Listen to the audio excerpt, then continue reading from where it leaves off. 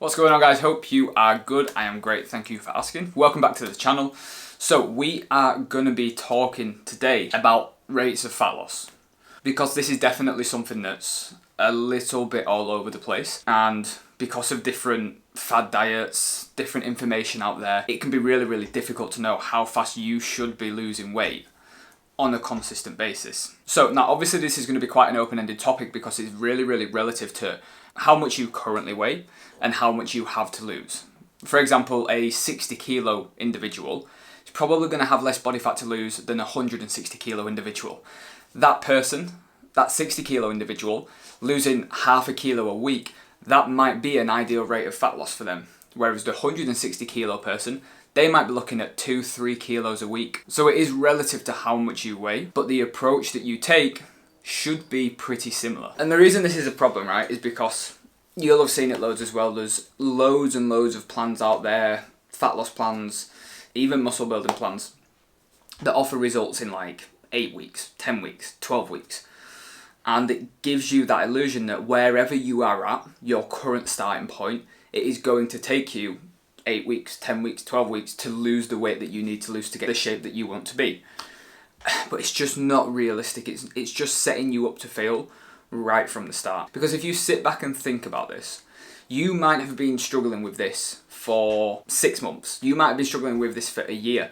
A lot of the time when people come to me, they've been struggling to lose body fat consistently for at least 1 year, if not sometimes 2, 3, 4, 5, even some decades. Now, if that is the case and you've been trying to lose body fat for multiple years and it's slowly been going up and yo-yoing up and down, the chances of you overcoming all of that and getting the result that you want in 12 weeks is very unlikely. If you've been struggling with this for 12 months, you're going to be looking at least 6 months to get to where you want to be. And that is the reality of the situation. So when it comes to talking about how fast you should be losing weight, well, the first thing you need to know is a rough timeline of how long it's going to take you, right? And that's difficult because you're never going to know exactly how long it's going to take you, but you need to be realistic with a rough timeline of knowing, okay, how long do I need to be committing to this process to have seen significant changes?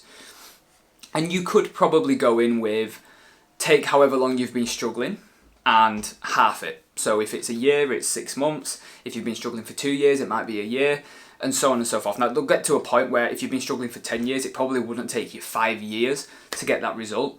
But as a basic start point, that's a pretty good way to go. And then when we look at how fast you should be losing weight, well, there's 2 different approaches that you can take for this, okay? So you can be aggressive with your approach and try to lose body fat or weight quite quickly, or you can be quite slow in your approach. And you can be quite conservative and you can be quite flexible with it.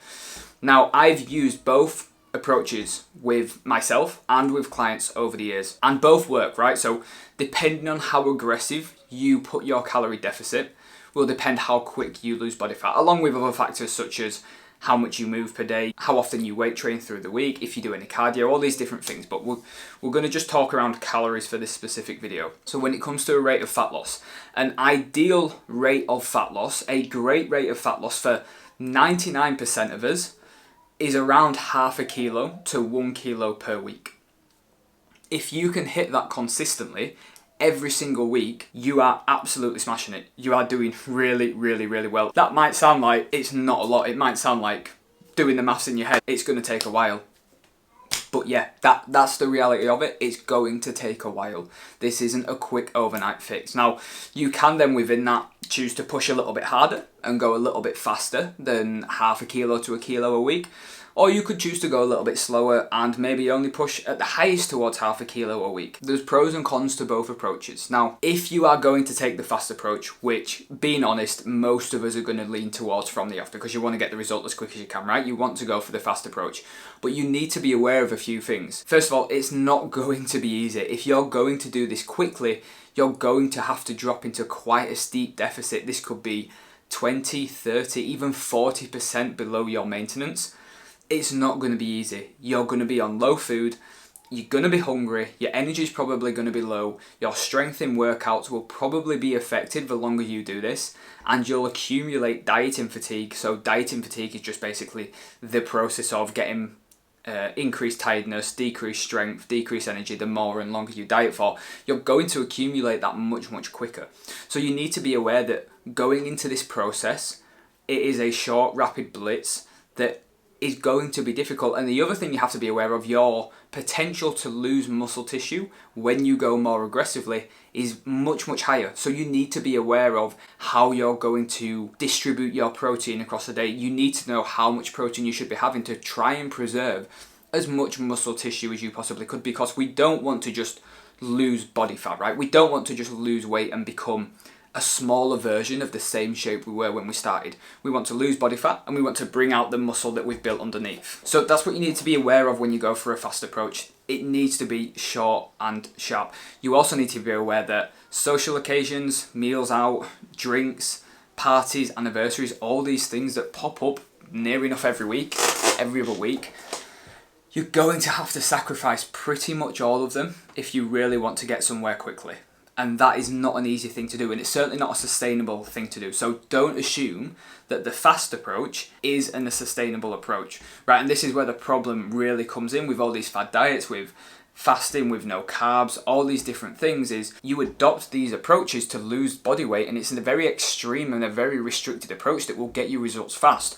But then once you've lost the weight, you have no idea how to maintain it. You don't want to continue on that diet because it's so restrictive and it's not enjoyable. So then you don't know what you're doing and you end up reverting back to what you were doing before, and the weight comes back on. And you need to be aware of how to manage and how to adapt things when you get down to what you're going to do.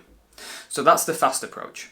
Now the slow approach is much easier, okay? So yes, it takes much longer, but you're going to be much more flexible in what you can do as you go through it. So you're going to be able to work in a meal out at the weekends, drinks with your friends, parties, anniversaries. Those things are going to be much more flexible. There's still going to be a degree of sacrifice. So don't look at the slower approach as, well, I can actually still just do what I want and I'm going to lose body fat. The chances are probably not, because doing what you want's got you into this problem in the first place. So you're still going to need to change quite a few things. You're still going to need to sacrifice a few things to get that result that you want, even with the slower approach, even with being more flexible. But there is wiggle room within that, right? So you would probably look with a slow approach at more of a 10 to 20% deficit below your maintenance calories, and you would run that for as long as you want. You could even, in some cases, I've had clients who will diet for 3 weeks and then we'll put them on a diet break for a week. So we'll bump their calories back up to maintenance for 1 week, and then they'll diet for 3 and they'll diet for 1. And it's quite an on-off approach, but again, it gives them that break from dieting. They don't feel like their energy is dropping quite as quickly. They don't feel hungry when they're dieting, and their strength isn't affected in the gym. They maintain a lot of muscle tissue. They even, in some cases, build muscle tissue whilst they're going through this process. It's much more enjoyable. It's much more relaxed, but it takes a lot longer, okay? We could be looking at anywhere from double the amount of time to even more if you're instituting these regular diet breaks, eating at maintenance calories. So you need to be aware of these two approaches. And if you're doing it for a specific event that's got a timeline, then the fast approach might be how you have to go about this. So as an ideal rate of fat loss, as a generic guideline for everyone, 0.5 kilos to 1 kilo a week is absolutely fantastic. If you want to push a little bit harder, make sure you're aware of what I've spoken about with the faster approach and how to adapt your calories and what to look out for during that process. And if you've got the time and you want to go a bit slower and make life easier for yourself, then you can take the slower approach. Now, what I will say, in having observed both these approaches with clients, having trialed both these approaches in myself, my personal recommendation would be to take the faster approach. That might sound counterintuitive. That might even sound like I'm going against what I've already said, but there's a reason why I'm doing that, because your motivation to diet, your motivation to stick to a plan, your motivation to get that result is going to be very high when you start, and it's not going to last forever. So you want to make use of that motivation and bring down as much as you can to begin with, because the more results and the more changes you see, the more motivated you're probably going to feel, right? So you're going to want to keep pushing. And not only that, when I do this with clients, they have me there once they've got their result to then navigate them back to maintenance calories and help them maintain a good degree of that fat loss, if not all of that fat loss, going through into their day-to-day lives and readjusting to normal life without the restrictions, without the dieting. So I always recommend the faster approach. See the results quickly, get you to where you want to be, and then you can start learning how to adapt and navigate out. The slower approach, although super flexible and super useful, and at times is very, very useful if you have a few back-to-back occasions coming up, what I tend to personally found is that motivation isn't quite as high. You get a little bit bored of the diet after a little while. You want a little bit of a change. Because you're not seeing results quite as quick, it's not as motivating. The effort isn't quite as high when you're doing your gym workouts. So these things all do play a big factor, and you do need to be aware of them. So that is what I would personally recommend, but it is with a huge caveat that you need to know what you are doing before you set out. You need to know the risks involved. You need to know what to look out for and what could change and how you could change. And you need to know what to do once you've got that result that you wanted. So guys, rates of fat loss. Hope you found this video useful. Hope you enjoyed it. If you did, don't forget to like and subscribe to the channel, and I will see you in the next video.